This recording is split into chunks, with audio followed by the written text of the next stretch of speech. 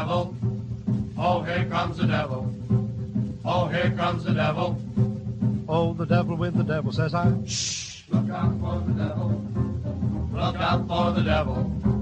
Look out for the devil. Oh, the devil with the devil, says I.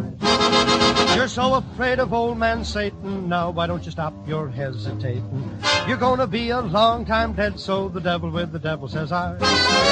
You're always giving me the dickens, telling me that life's no easy pickings. But just as long as I have fun, why, the devil with the devil, says I. You can have your social teas and bingo for your fun, but the things I like to do, you stop me one by one. Now even if you make me stronger, that ain't gonna make me live no longer.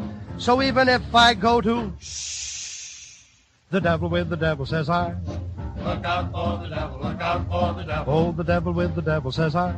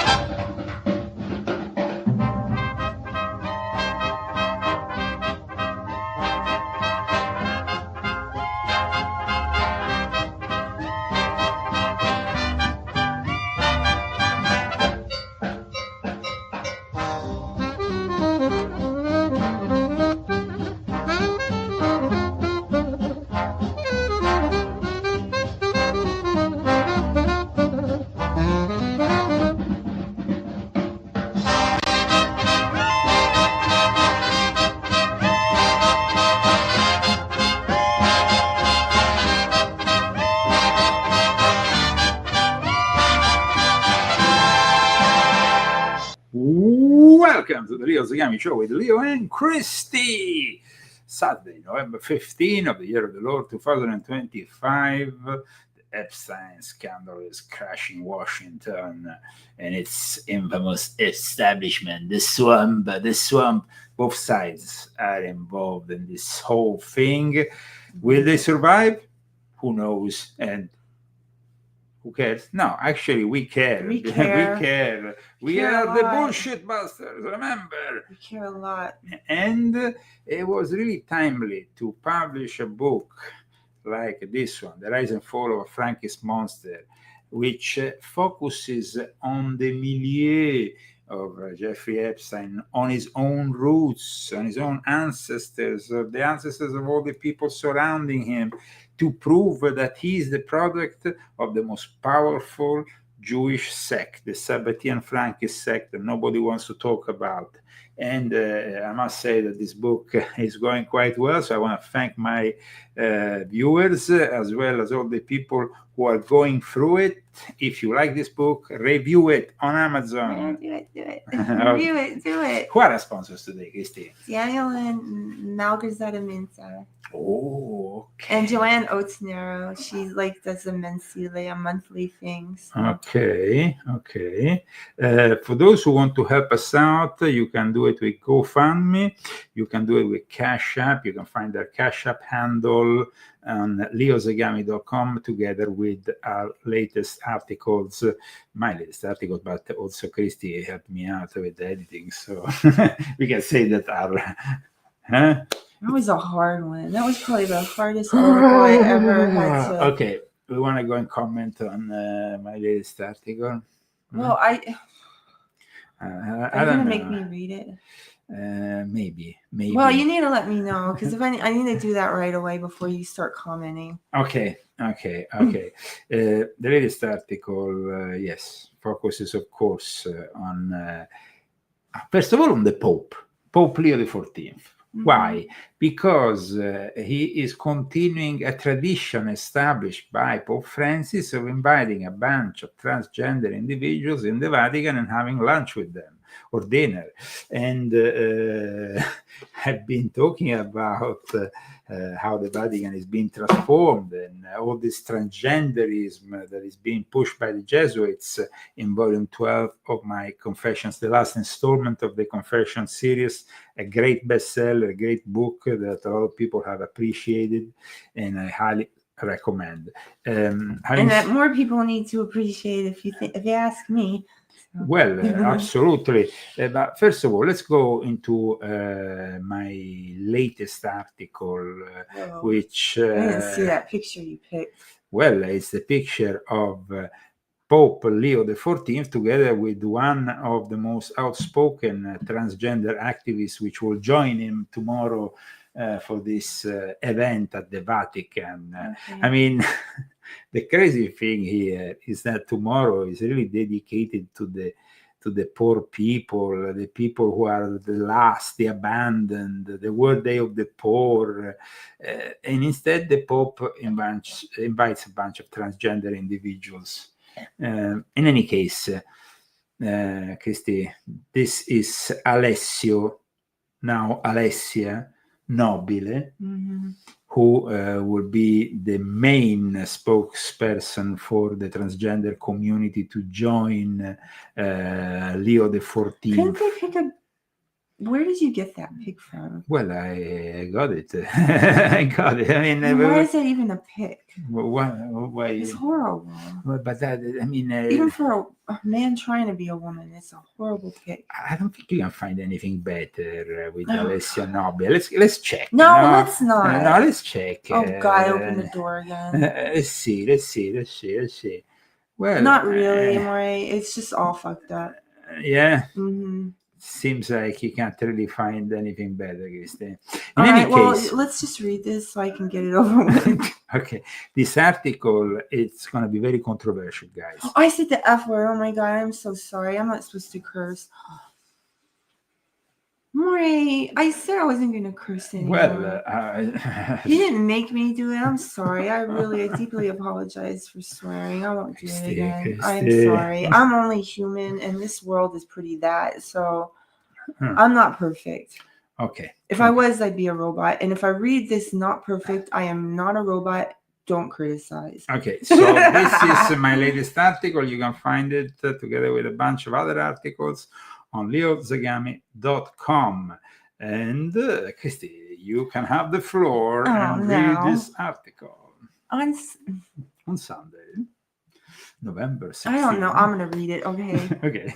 On Sunday, November 16th, Pope Leo the 14 will meet and dine with 5 transgender people, among them Alessia Nobile, a well-known transgender Catholic activist from Bari, during an unusual lunch at the Vatican. As I stated publicly soon after the election of Pope Leo, this new pope is simply following in the footsteps of the late Pope Francis, and he's doing so for this special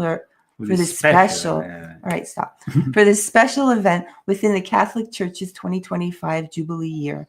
That started yesterday, that will end on November 16th, 2025, coinciding with the World Day of the Poor, which will include a mass and a communal meal with those in need. And for this Pope, those in need are in particular the transgender people. Let's go into the website which publicizes the Jubilee of the Poor, the needy. Now, I actually never found the transgender people to be particularly needy, because they actually make a lot of money by mostly prostituting themselves. That is a particularity of transgender individual. Now, I'm not saying that every single transgender individual prostitutes itself, but the majority of them, especially in Italy, and Christy knows that because we used to see them when they had their day off at the mall where we used to go. You remember, there was a day off of all the transgender, and suddenly the whole mall was filled with the transgender individuals. I must say, well, I'm not even going to say it. No, I'm not going to say it. But in any case, they actually make more money than the common folk, maybe due to the perversion of this society today. So, I mean, I don't find that this choice by Pope Leo so coherent, but please continue. So read all of it? All right. As I wrote in Confessions of an Illuminati Volume 12, History, Secret Societies, and the Politics of the Jesuit New World Order and their Luciferian court, the late Pope Francis publicly opened the Vatican on more than one occasion in the last few years to transgender sex workers and transgender men in general. Alessia, formerly Alessio Nobile, 46, has confirmed that she and 4 other transgender men were invited to the luncheon after he formally requested an audience with the new Pope, motivated by her concern, his concern that the church might turn you were back. the one who was supposed to I know, but it was just like you were editing the article. That's fine. I know, but you're the one who wrote it first. Okay. Motivated by her concern that the church might turn back on LGBTQ rights. It's hard to read this after bullshit. the death of her friend Pope Francis. This was actually back in the days, and I also published a video on my channel about it. This was Pope Francis, the late Pope Francis, receiving Alessia Nobile, and Alessia Nobile saying, I was received from Francis on a Sunday for lunch al pranzo dei poveri di Leone. That's very interesting, because then we have now, in fact, Pope Leo inviting this transgender individual. And of course, like I explained here in the article, we had not so long ago, in early September, the visit of Father James Martin with outreach and all, and over 4,000 transgender individuals and their families in Rome for this jubileum. So this is the article. Christy, if you want to continue. Okay, I'll continue. I'll do my best. Some things in the way. Okay. Here we are. Okay. So they were invited, and of course the upcoming meeting at the Pope's luncheon is in fact seen as a continuation of Pope Francis' legacy, guided by Father James Martin, like I just said. Then we have... the lunch will take place in the Paul VI Hall following Mass for the World Day of the Poor, when hundreds of homeless and marginalized people are due to dine with the Holy Father. Nobile says he interprets Pope Leo's lack of any public comments on transgender matters, and until now has encouraging. I can't read this. Okay, it's really encouraging rather than discouraging. So basically, Alessia Nobile, who is now going to see the Pope and have this meal with him, says that Pope Leo hasn't really been so outspoken about it, but maybe the fact that he's been silenced. In any case, like I explained in this article, the Dicastery for the Doctrine of Faith, the official, the dicastery that takes care of the Catholic faith, the official version of how they interpret the Catholic faith is that any sex change intervention, as a rule, is a risk that threatens the unique dignity of the person. So, in theory, they condemn the whole thing. Well, the body is a temple. Yeah, but then in practice they don't. Now, in any case, here we enter. This is why I had such a hard time. This was really the difficult part for you of the article. It was the whole, but it's the whole thing. It's just... Okay, let's go. Oh, you're making me do it. Okay. With the picture. In any case, while Pope Leo enjoys his personal Vatican gay pride, rumors are spreading like wildfire regarding another kind of alleged homosexual encounter.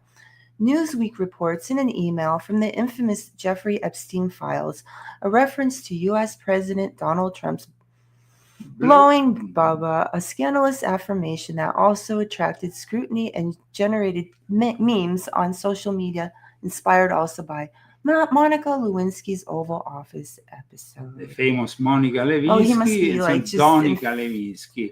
Now, oh my guys, God. I mean, Jimmy Kimmel, he's going to go crazy over this. Than's a lot. You're an idiot, Donald. No, the problem here is this. Okay, this mail sent by his brother, who tells basically to ask Bannon, who suddenly we discover through these mails, first of all, that Steve Bannon, who did if you remember, we discussed this on our show, a documentary that was never brought out with that recorded, I don't know how many hours with Jeffrey Epstein, might have been actually an excuse to spend time with Jeffrey Epstein, because from the mails we now have, Steve Bannon comes out as an advisor to Jeffrey Epstein, even after he was condemned, as somebody who tried to take care of his image and so on. But then there is something, guys, that of course is very scandalous. Now, the brother of Jeffrey Epstein asks a question, and this question concerns a guy called Bubba. Now, Bubba... Is it Bubba? Baba. Bubba. Depends from the way you want to... It's Bubba. Baba, okay. I think. Is how do you spell it? Here, this. Bubba. Okay, so it says, ask him, Bannon, if Putin has the photos of Trump blowing That's Baba. so wrong. Now, the problem here is... Now, first We of don't know all, it's we true. are... This is March 2018. Epstein starts to feel the pressure, of a system that is closing down on him. He's pretty desperate. We see that in the mails. He starts to, of course, for years he had been saying that he had material of some kind on Trump. But it was enough material that they suicided him. So yes. It must be really bad. He said he never did it with girls, but maybe it was something way worse that our innocent minds can't even fathom. First of all, of course, people say, are those emails real?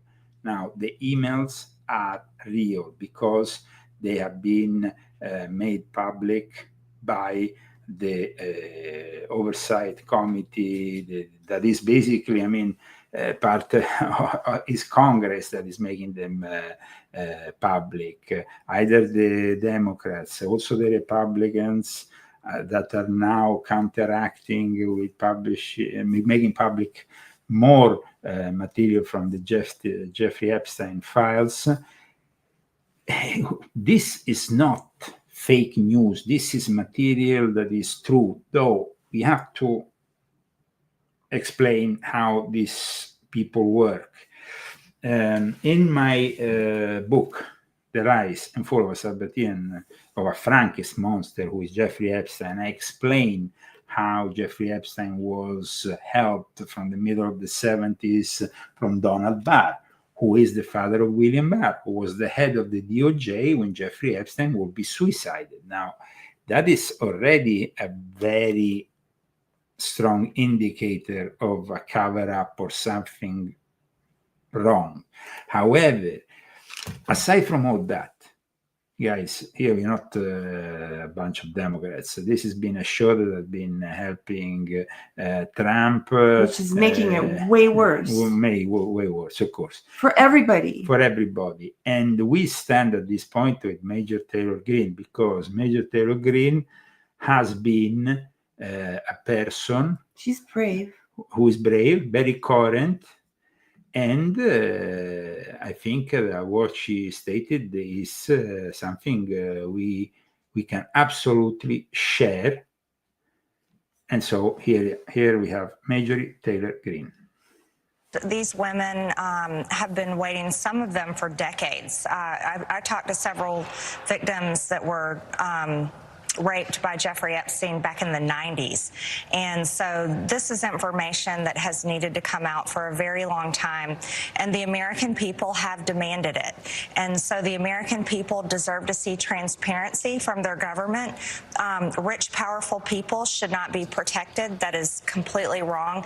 And it's a message to victims everywhere, victims of rape, human trafficking, and children who are trapped in terrible situations, that the government will not protect the predators, that we will work hard to protect the victims.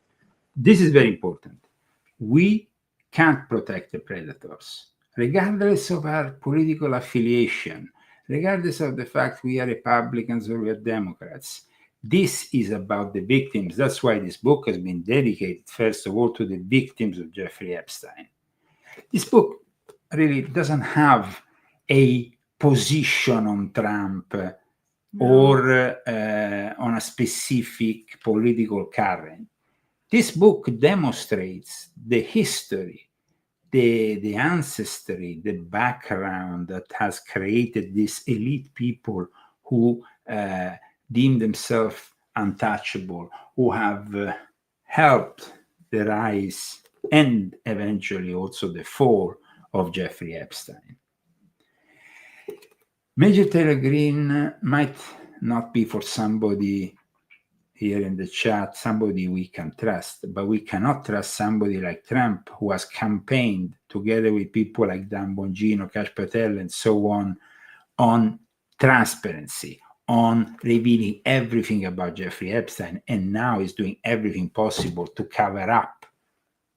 He's a liar. Because it's not about the fact that Trump has or not done a blowjob to Bubba, whoever Bubba is, okay. Or if, because Virginia Giuffre has confirmed in her book that Trump was a gentleman, and the emails confirmed that Trump spent time with Virginia Giuffre. So Trump was never really a criminal, and in my book, I explained that no criminal activity from Trump has ever been detected. However, there is definitely shameful activity that will probably ruin his reputation.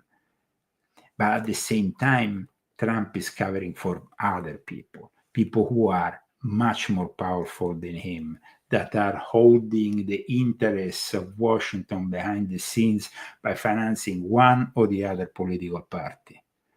The fact that in this country, and I repeat this once again, you cannot do politics if you don't have millions and millions poured into a political campaign makes it impossible to have real democracy. Until people realize that we need to get rid of the powerful interests of the lobbies that forge and create this political environment, we're not going to be able to have anybody that can really drain the swamp. However, when you campaign on something, you need to maintain your promises. You have to be a man of your word. Trump is losing ground, but now knows that. And for that reason, immediately now he's starting to rediscuss the tariffs. He's starting to focus on the prices in the supermarkets. After months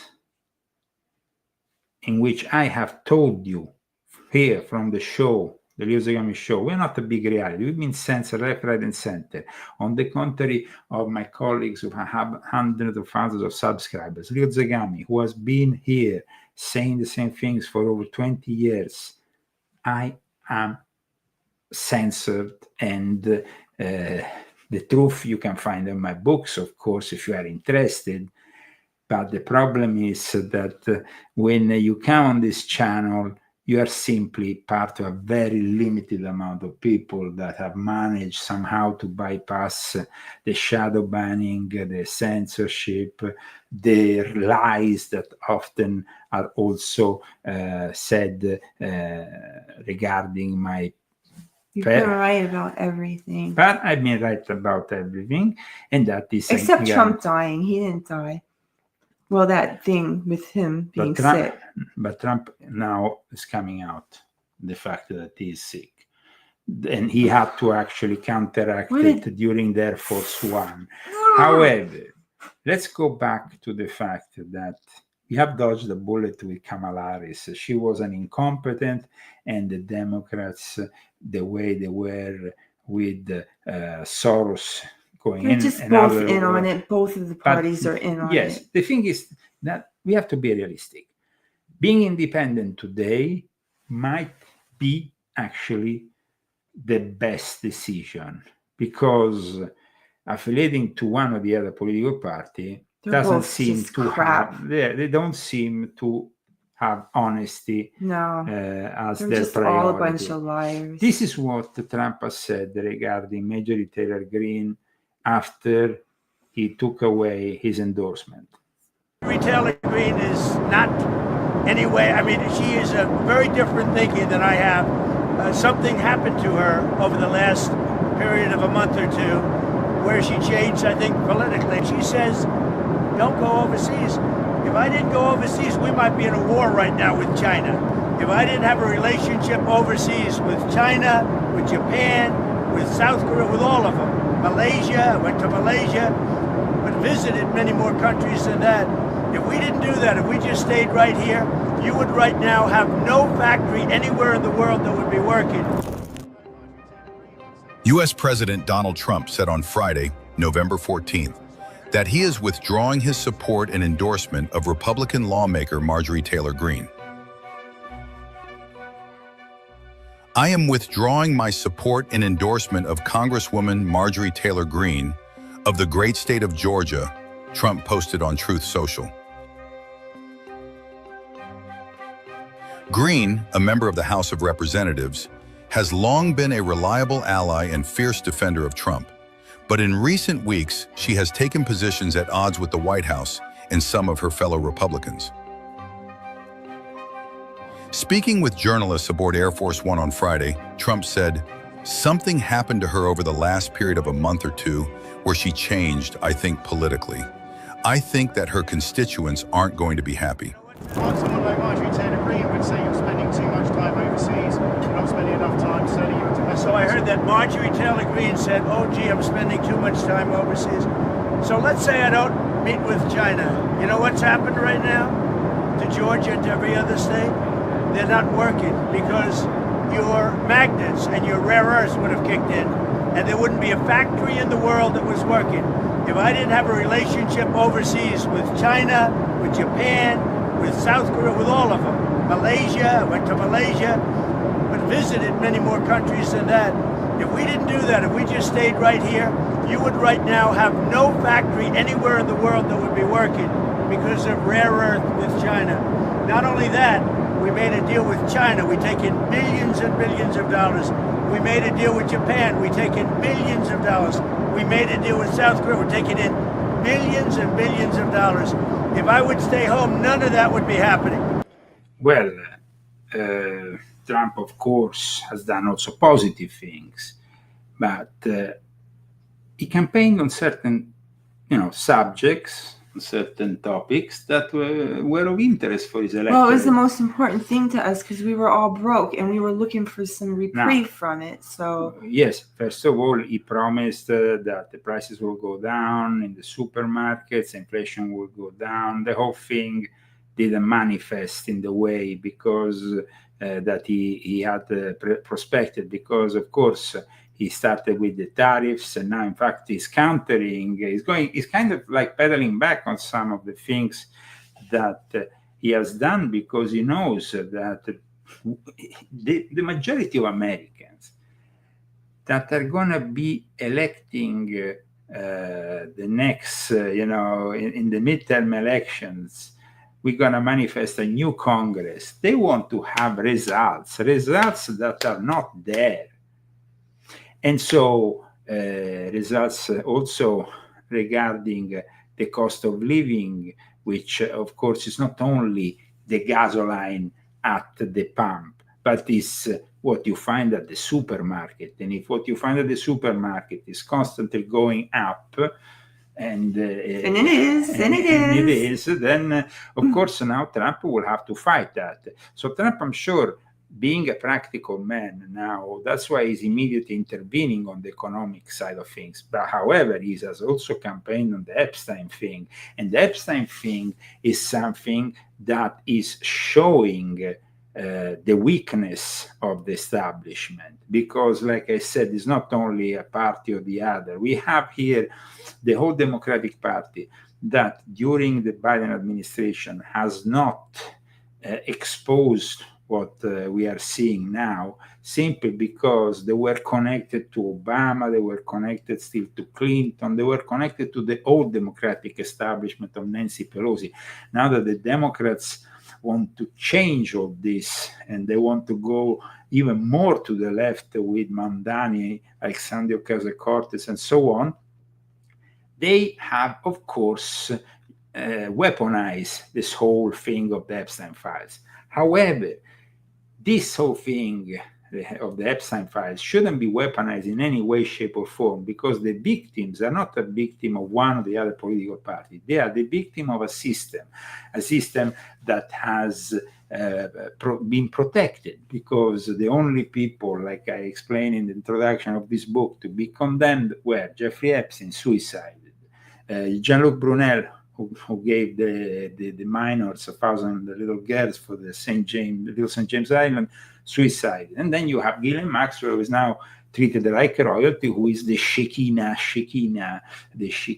of the situation, who has this obviously big power.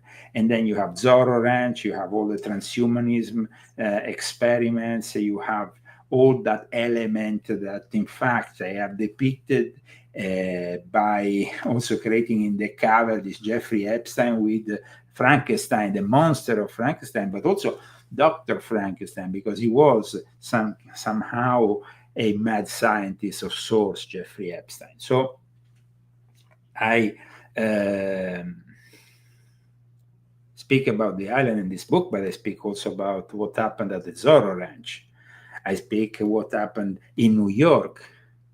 I explain how Les Wexner helped him out after Donald Barr helped him out, and that both of these people have Sabbatean Frankist origins, and that all the people of the mega group in 1991 are still very much, those who are still alive, very much in power, very powerful people of the establishment behind the scenes, are unwilling to have Donald Trump revealing more about the Epstein scandal.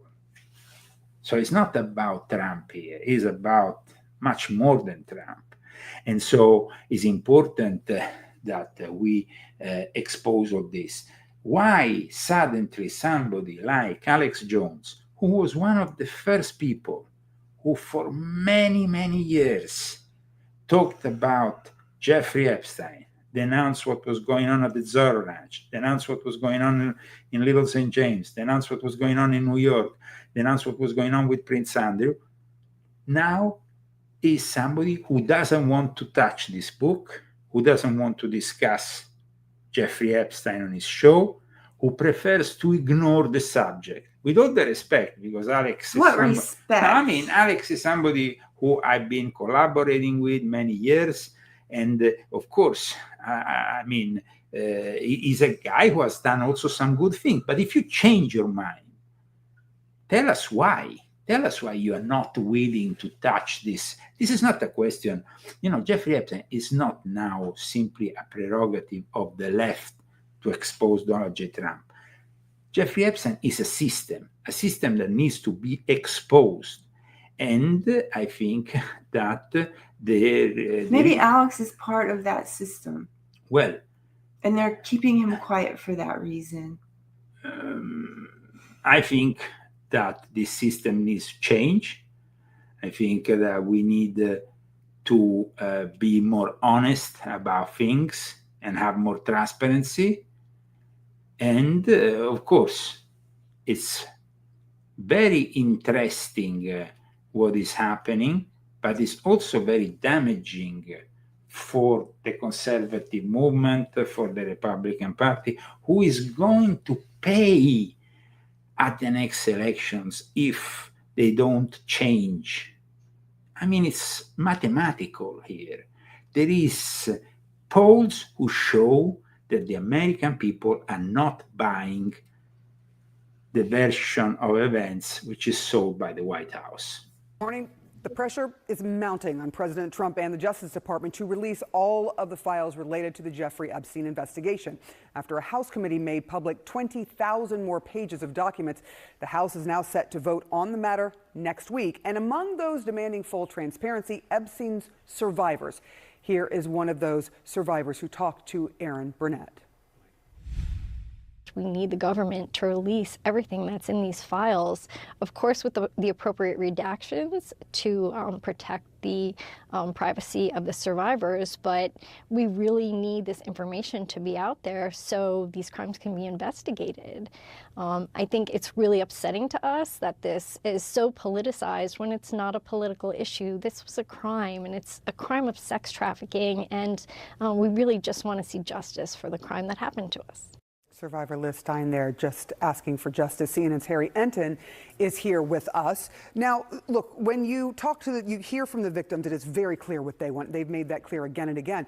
What does the American public think about how Donald Trump has been handling the Epstein files compared to all the other issues that he brought up during the campaign? Yeah, you know, Donald Trump is underwater on basically every single issue he ran on in 2024. But the Epstein files, the Epstein case, are especially dreadful for him. I mean, especially dreadful for him. Now, let's go back to what I've been exposing in my book. My book starts with an introduction in which I state, are you still talking about Jeffrey Epstein? President Donald J. Trump said, quote, are you still talking about Jeffrey Epstein? President Donald J. Trump said in response to seemingly annoying questions from journalists about the convicted sex offender in the summer of 2025. And this is the start of the introduction that then leads us to a much more in-depth analysis than anybody else has ever done on Jeffrey Epstein, and also on the state of Israel. It's also not an anti-Semitic book, so you don't necessarily need to, be like Nick Fuentes and bash the Jews and glorify Adolf Hitler, that, by the way, was a guy who was conceived with the Sabbatean Frankist rituals in 1888. These are the words of Rabbi Antelman, and who was partly Jewish Sabbatean Frankist. We're talking about Adolf Hitler. So Nick Fuentes glorifying a Sabbatean Frankist means that the guy is completely ignorant. He even went and criticized Candace Owen, who maybe is a little bit naive and doesn't know how to explain certain concepts, and mentioned the Sabbatean Frankist.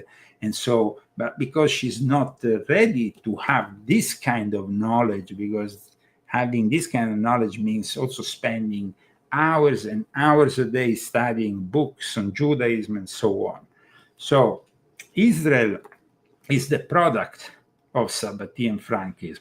But do we need to condemn now the people who live there? No, because they are the first victims of it, just like they were the victims of the Holocaust. So this is very important, and that's why this book is being appreciated. And it's a book that I strongly suggest you to read. No, also to not fall into the trap of anti-Semitism, of the black and white kind of mentality. The United States of America nowadays politically dominated by AIPAC, but this book tells you who is behind AIPAC. So, there is always something behind. And AIPAC nowadays, it's always accused by everybody of being, this Jewish interest organization that leads American politics. Yeah, but who is guiding AIPAC? And then we discover that the people who were behind Jeffrey Epstein were not specific of America or this or this other country. They guide multinational companies who make billions. They don't care about, the interests of this or this other country. If they don't care, their priority is to care about their own businesses, that they thrive, that they are successful. So that is one thing. But then we have, like I stated, Trump, who wants to go on the offensive at times in a way that now is becoming evident to the American people. We are not in a cult here, okay? We are not in a cult. We don't follow Trump blindly whatever he does. If he does something good, we say he has done something good. Yeah. He has promised the end of the war in Ukraine. The war in Ukraine is continuing. This week, heavy accusations against one of the main collaborators of Volodymyr Zelensky, who had a toilet made of gold, a bidet made of gold, who had all these, who had billions in his, who is stashing, who is basically putting away money, which is our money. Remember that. So these people continue to finance a war when Trump, during the campaign, promised us no more wars abroad. And what has happened in the last few weeks with Venezuela, the possibility of entering another war. I mean, we know that Venezuela is an oil-rich country. We know that it could be the next Iraq. But that is exactly a neocon kind of setup, a mentality that we were supposed to reject when we elected Trump. So this is very important, understanding that Trump is going to lose if he doesn't change. Lose, of course, what? Because he's not going to be able to candidate himself again, but he's going to lose as the head of a party who is going to, unfortunately, go to the midterm elections and get a result which is going to be devastating. And then we're going to get screwed even harder. And we're going to get screwed even harder.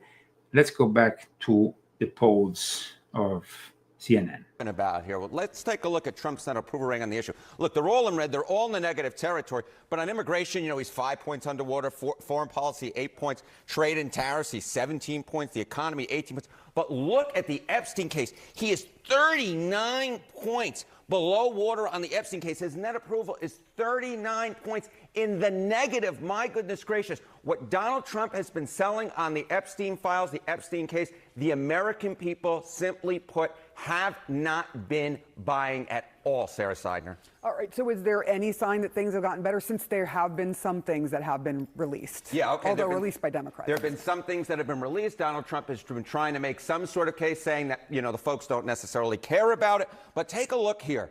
Approve of the Trump admin on the Epstein case in early July, right when you had those DOJ droppings, right? It was 17%. Look at where we were by late September, the latest poll I could find it. 20%. We often talk about Donald Trump having this floor, right, of at about 40%.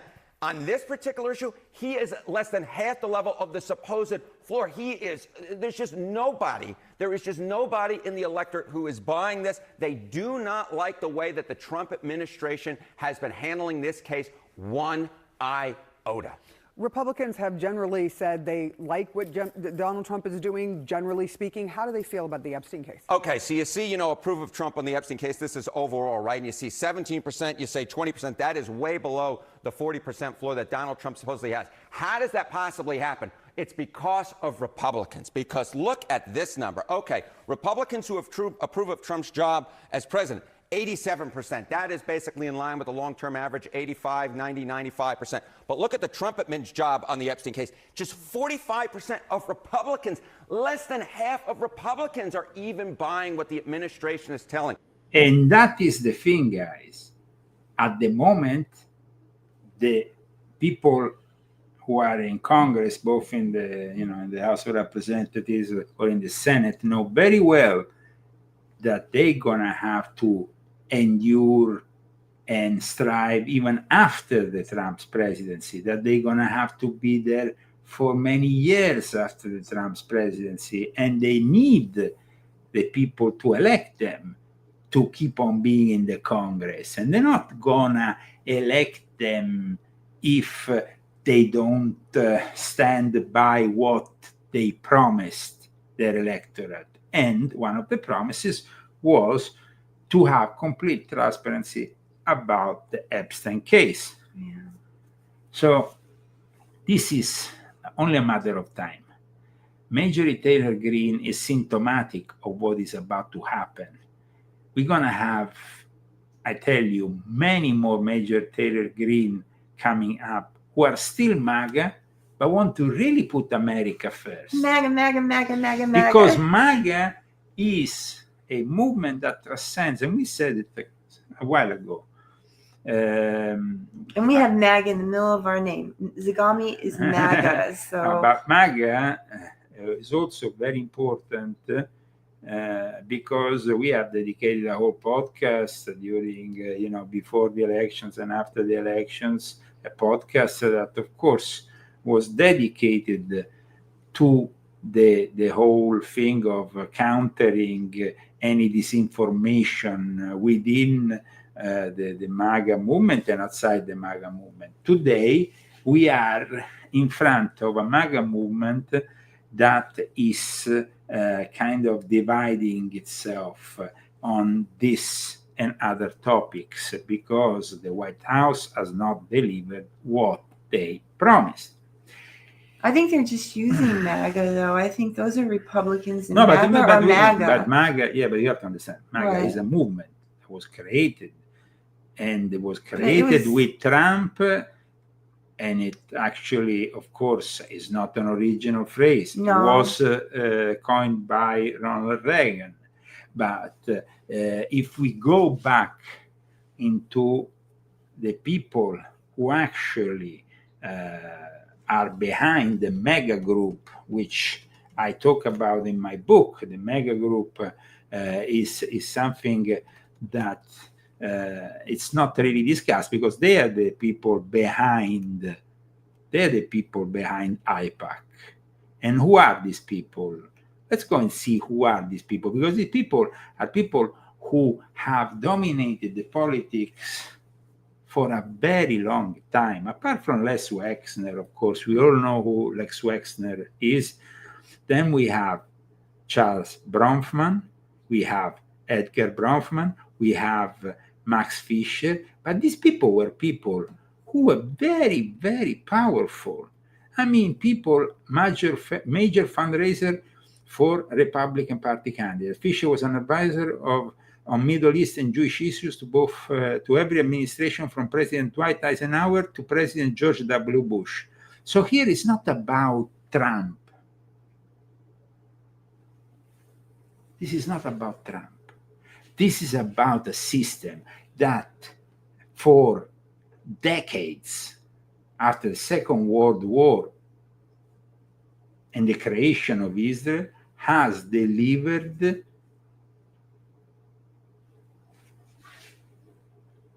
something that we thought was the American dream, but in reality, behind the scenes, we know it can be also an American nightmare, especially if you are human trafficked by these people, or you are treated like a slave by these so-called philanthropists.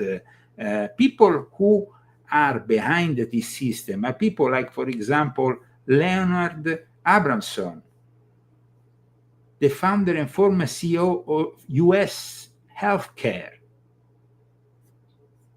Today, we are in front of a situation of uncertainty with our healthcare. We don't know what's going to happen because now that's another thing that's a really big thing. Besides all the other things.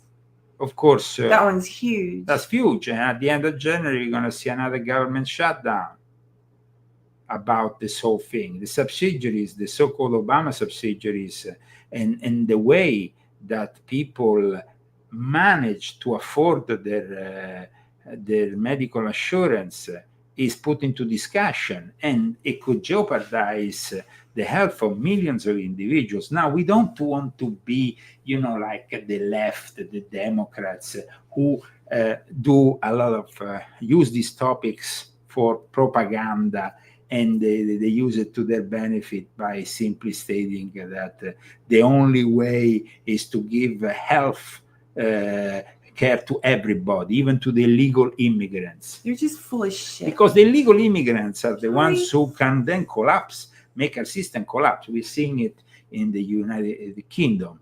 In the United Kingdom, the healthcare system is collapsing because of the illegal immigrants or the immigrants that have been let in too easily. and that now are jeopardizing the whole structure of public health. And in Italy, the same. I have people who tell me, that they go to the doctor, in front of them there is 30 or 40 immigrants who might have not been there 10 or 15 years ago. So obviously, when you have public healthcare, you have also this kind of risk. I lived that life in Italy, and it's really difficult to, live like that. It's very nice to have good health care that you can afford. It's really important. And, it's true that we all should have it, It should be everything that we all should have. But it should be restricted to the America first. Yeah. So Major Taylor Greene puts America first. Is that the wrong thing to do? No. Absolutely. So why is Trump criticizing her? Why is Trump criticizing? Because that's what he does. He even criticized his own followers and said they were whatever he said. I'll never forget that. That's when I stopped believing in him. That was really the moment in which something started to crack into the system. Because when you say anybody who, and he actually states it once again in the last few days, I didn't know if you that. are a Republican and you vote to have everything from the Epstein files released, somehow you are betraying the White House. This is not. That's a lie, and it's bullshit, and it's not true. But and it's mean. Let's go back to the polls. We're not necessarily sure whether or not this case has moved the ball on Trump's overall approval rating yet, but I can tell you that the more that this case is in the news, the worse it is for Donald Trump, because simply put, it is his worst issue by far. We could be seeing a vote on this next week. This case is not going away anytime soon. It is not going away anytime soon, and that is bad news politically for Donald John Trump. All right, thank you so much, Air Harry Enton. And now joining us is John Berman, hopefully. Thank you very much. He's over there. I am so pleased to be with you today, Sarah Seidner. Thank you very much. With us now also is senior politics reporter for Axios, Mark Caputo. They're all joyful. I mean, you see it in them too. So I mean, it's like, of course, they're filled up with the joy. They're so happy about it. I'm not happy about it. I wasn't happy to hear any of this stuff. And I need more proof about the email, about the thing that you said. That was I mean, that is. And I don't really care anyway. Yeah, okay. I really don't. No, yeah, of course. I really don't want to know that. If he wants to do that, it's his business. But he shouldn't call people perverts when he's one. Well, in any case, regarding the health of Donald J. Trump, now apparently there is some true concerns. Could you tell us why you needed to get an MRI? I understand that the results were good, but what was it for? Because it's part of my physical. Getting an MRI is very sad. Well, you think I shouldn't have it? Other people get them. Typically, an MRI I had an is a MRI. specific part of your body. Here's what the story is.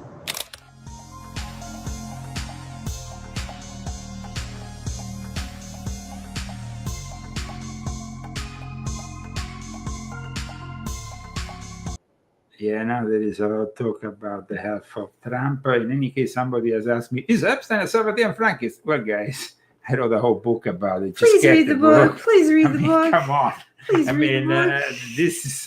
You can't afford the book. This is a book that we're selling for only $16. We'll never raise it up. We won't. And we don't make, people, we just make what we... I have colleagues who are selling their books for double the price. And I mean, I saw books that are like this thin that are sold for $16. So we are really giving you something without. We went as low as we could. Yeah, we couldn't go any lower. We absolutely. wouldn't make any. We would lose money. And this way, we can offer you a valid product that should be spread everywhere. I mean, I like the fact that there is a lot of Jewish people who are purchasing this book. A lot of people in Israel who are starting to buy this book because the truths that are in this book are very relevant to the times we are living. You can buy it on Amazon. I know it's also sold through other means on platforms like eBay for prices that are way over the top. And if you want to maybe help your family members at Christmas, I'm sure it'll still be a subject at Christmas, and you can just buy one and save it for them and use it as a Christmas present.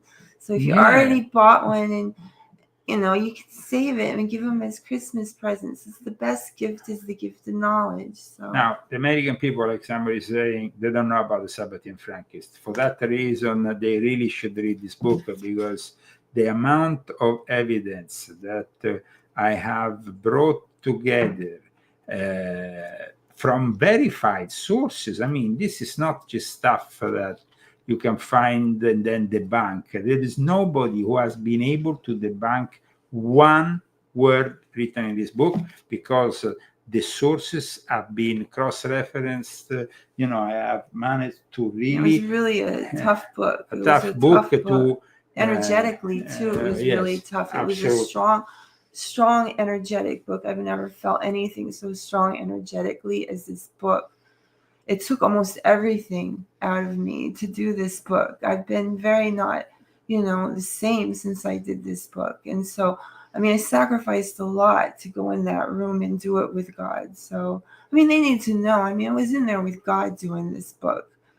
And so that's how it is. And it ain't easy doing things with God. It's not. And the way the Sabbatean Frankists infiltrated the black aristocracy, and then also the Anglican Church of England aristocracy, certain families that are from Frankfurt established the present banking system.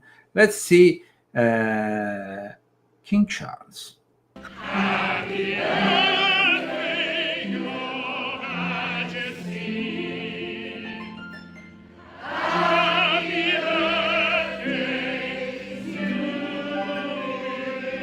Now, we all know what happened to his brother, who is now no longer able to be called the prince, at least publicly.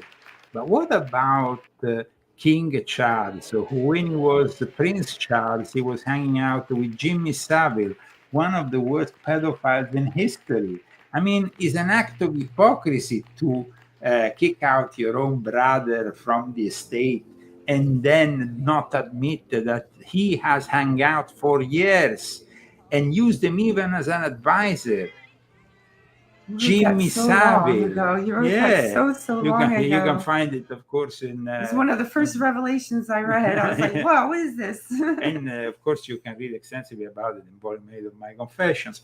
But it is really important to understand the level of hypocrisy of these people, no? Somebody like King Charles, who with Prince William kicks out the brother, when himself he has a lot of skeletons in the closet, to say the least, including that time in which he was photographed kissing a man. Maybe he thought it was Camille, but who knows? He's also a little bit... Why? So now, we have this... either you are or you're not. I don't know. All these people seem to be a little bit perverted. They seem to be a little bit perverted. I'm sorry to say, but they all seem to be a little bit perverted. Now, we need that Trump does something drastic. Like, for example, if Trump tomorrow morning, instead of waiting the Congress, released all the Epstein files, he might have still have a chance. If he doesn't do that, no, but at least he has a chance to show that he wants to. I don't know about that chance. Because, going after the Democrats and issuing an official declaration of war by using the DOJ, going after the Democrats involved with Epstein and Bill Clinton, that is also something that we have this instrumental use of the judiciary that was, of course, criticized during Joe Biden's presidency, and now has become on steroids with Donald J. Trump doing something like that. So let's try to preserve a democracy rather than instead becoming like some kind of third world banana republic. In my latest book, I explain that even if they reveal the Epstein files, they will never reveal the whole truth about Jeffrey Epstein. They will not show you the videos of Ehud Barak raping Virginia Giuffre, a former prime minister of Israel, or the other powerful people involved with Jeffrey Epstein, because they are too powerful. So even this release that everybody is talking about of the files is going to always be partial. Remember that. But to know the ultimate truth about the Epstein case, read this book, The Rise and Fall of a Frankish Monster, Exposing Jeffrey Epstein and the Most Powerful Jewish Sect in the World. This is the book you need, explaining also because there is an explanation here that has to be done when you have a private audience with the future saint of the Catholic Church and you get blessed. Why? Okay, guys, thank you. Show me my ponytail fall down. Oh, yeah?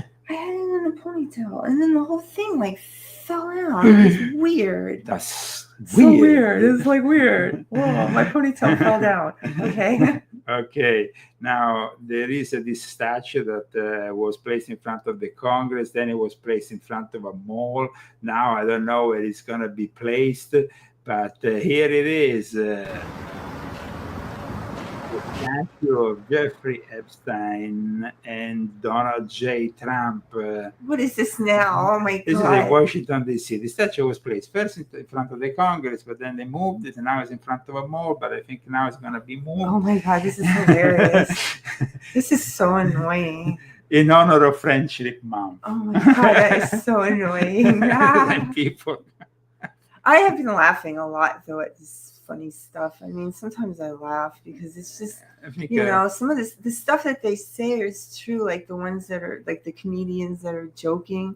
I mean, you can kind of laugh at a lot of it. I couldn't laugh before because it was all baloney. Now, obviously, Jeffrey Epstein was a tool of something and of somebody. Yeah. If you want to know who was behind Jeffrey Epstein, the Sabbatean Frankish sect, that's the sect nobody wants to talk about, even in the Jewish world.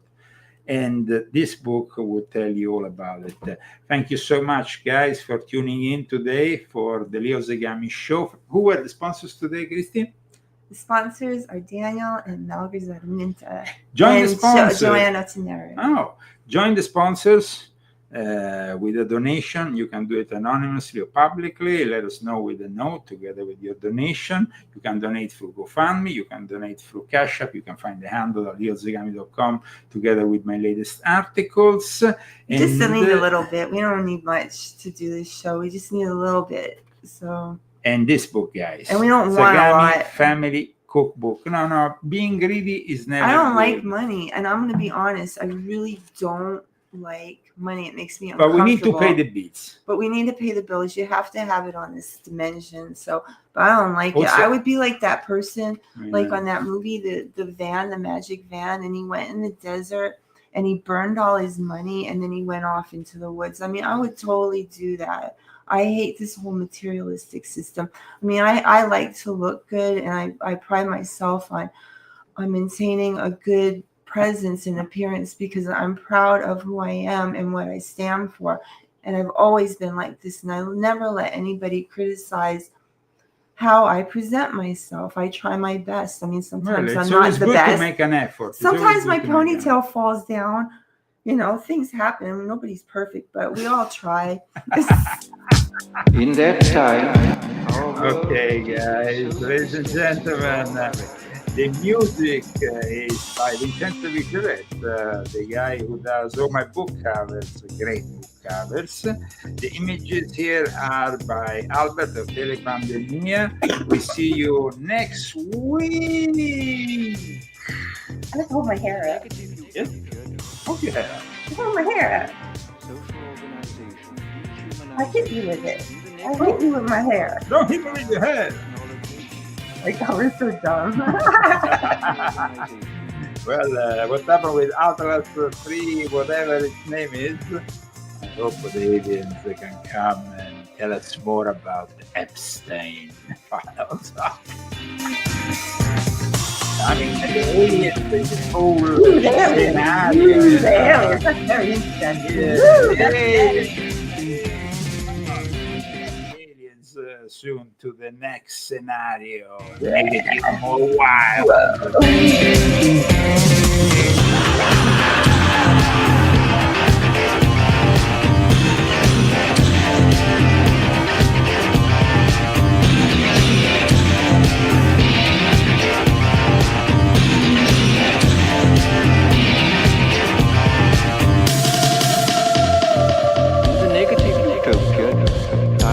Technology, social organization, dehumanization.